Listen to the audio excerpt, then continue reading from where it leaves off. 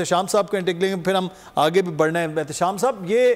معاشی چیلنج جو ہے وہ اس وقت حکومت کا سب سے بڑا ہے، پھر دہشت گردی کے معاملات ہیں، تو معاشی چیلنج سے نمٹنے کے لیے جو اب وزیر خزانہ تبدیل کیے جا رہے ہیں، تو اس کے بعد کیا کوئی بہت بہتری کی سچویشن؟ اور اسحاق ڈار صاحب کیا خبر ہے آپ کے پاس، اس دور سے باہر ہوئے ہیں؟ دیکھیں، سچویشن تو اب جس طرح ڈاکٹر خاقان بتا رہے ہیں میرا خیال ایسی ہے کہ میک اور بریک ہے، اور پرسنلی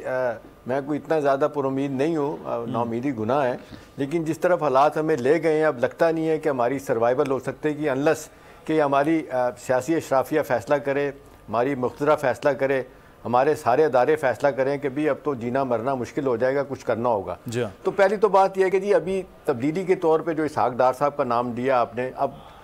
خبر یہی ہے کہ ڈٹ گئے ہیں شہباز شریف صاحب، اور ان کے پیچھے کو اور بھی کھڑا ہے کہ جی اسحاق ڈار صاحب کو نہیں لینا، اور مبینہ طور پہ ان کی ایک آڈیو بھی آ گئی ہے جس میں کہا جا رہا ہے کہ کسی کے بارے میں سخت وہ گفتگو کر رہے ہیں۔ تو سائیڈ لائن کہا گیا تھا کہ جی سینٹ چیئرمین بنا دیے جائیں گے، نہیں بنائے گئے۔ اب وہ فورن منسٹری کی بات آ رہی ہے، کبھی کہا جاتا ہے بیمار ہیں، اگر بیمار ہیں تو فورن منسٹری کیسے وہ بہتر طریقے سے چلا پائیں گے۔ ابھی محمد اورنگزیب صاحب کا جو نام آ رہا ہے، ان کے کریڈٹ میں بہت ساری چیزیں ہیں۔ ابھی دیکھیں، یہ جب اس سے پہلے پاکستان کو مدثر فیٹف سے نکالنے میں ان کا بہت بڑا ایک اس کا حصہ ہے، ہمارے جو الانا صاحب ہیں کراچی والے، وہ کیونکہ ان کے پاس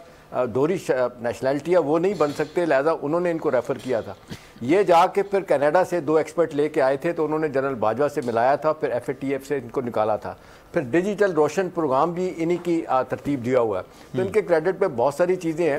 نہ صرف یہ ابھی بینک کے پریزر اور بڑے انٹرنیشنل اداروں میں کام کر کے آئے ہیں، لیکن میری ایک ہی تحفظ ہوتا ہے ہمیشہ جب بھی کوئی بندہ آتا ہے، بندے سارے صحیح ہوتے ہیں، لیکن جب آپ آ جاتے ہیں نا حکومت میں، پھر آپ غلط کام کرنا شروع کر دیتے ہیں۔ اب مجھے بتائیں، شوکت عزیز کو میں ذاتی طور پہ جانتا ہوں، 86 میں پہلی مرتبہ میں گیا تھا جب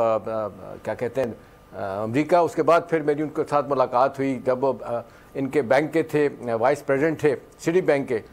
اتنے زبردست آدمی تھے، پاکستان میں آ کے انہوں نے کمپرومائز شروع کیے، جس طرح لوگوں کو نوازنا شروع کیا، پروسیس میں اکانومی کو بھول گئے۔ اب مسئلہ ان کا یہی ہے کہ جب آتے ہیں تو اپنے اصل کام سے ہٹ جاتے ہیں، اور ہمارے جو حکمران ہیں ان کو کہتے ہیں آپ نے یہ کام کرنے ہیں، تو نتیجتاً یا وہ اپنی وزارت بچانی ہوتی ہے یا یہ حکمرانوں کی باتیں ماننی ہوتی ہیں۔ اب دیکھنا یہی ہے کہ کتنا پیچھے ایک ہی مجھے لگتی ہے، امید کی کرن اور ڈاکٹر صاحب بھی اس پہ ضرور بات کریں گے، کہ جو SIFC ہے نا، اس کا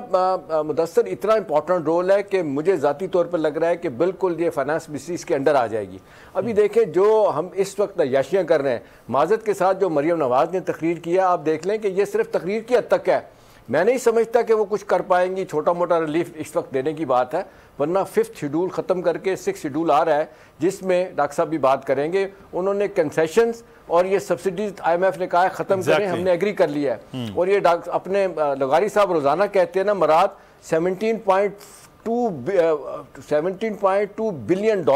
سالانہ، یہ IMF کا فگر ہے مدثر، کہ پاکستانی اشرافیہ کھا جاتی ہے۔ اور پھر آخری بات میں آپ کو بتاؤں کہ جو آپ ساری باتیں چھوڑ دیں، جو پہلی تقریر کی شہباز شریف صاحب نے، کل بھی ہم نے ذکر کیا تھا، وہ کہتے ہیں کہ ٹوٹل 12,000 ارب کا ریونیو ہے،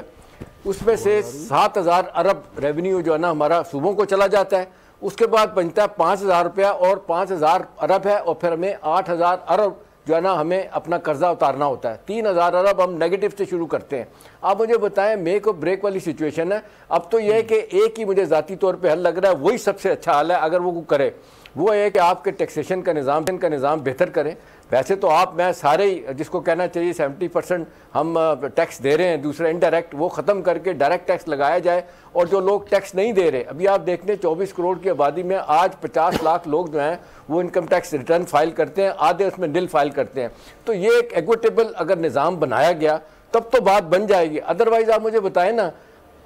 ڈے 1 سے مدثر یہ ہو رہا ہے کہ جب سے پاکستان بنا ہے، معذرت کے ساتھ ہمارے بزنس مین، انڈسٹریلسٹ، ہماری لینڈڈ جینٹری، انہوں نے ہر حکومت کو اس طرف لگا دیا کہ آپ باہر سے جا کے قرضے لے کے آئیں، ہم سے ٹیکس بند مانگیں۔ دیکھیں ساری دنیا کہتی ہے کہ جی ٹیکس لیے بغیر آپ کیسے نظام چلائیں گے۔ اب رونا یہ ہے کہ ہماری جس طریقے سے اکانومی نیچے گئی ہے، عام آدمی پچ گیا ہے، مڈل کلاس ختم ہو گئی، لوور مڈل کلاس ختم ہو گئی، اب تھوڑے بہت رہ گئے۔ ابھی آپ دیکھیں یہ جو بل آنا شروع ہے، ذاتی طور پہ آپ کو پتا ہوگا وہ ہو گئی احتشام صاحب۔ تو عام آدمی کی اگر بات کریں تو پاکستان مسلم نون کی حکومت خواب وہ پنجاب میں بن گئی۔ سبسکرائب کریں اور بیل دبائیں تاکہ کوئی خبر رہ نہ جائے۔